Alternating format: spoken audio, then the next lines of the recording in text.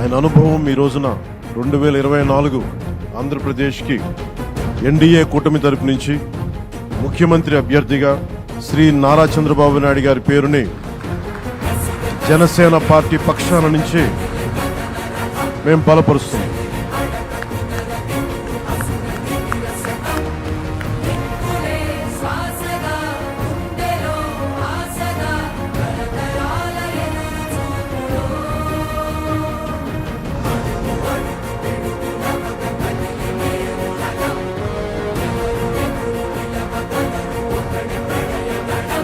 నేను ఆయన పక్కన పెట్టుకుని చెప్పాలి, ఆయన నలిగిపోయారు.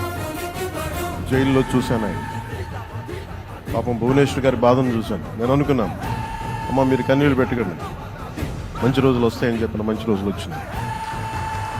వారికి మనస్ఫూర్తిగా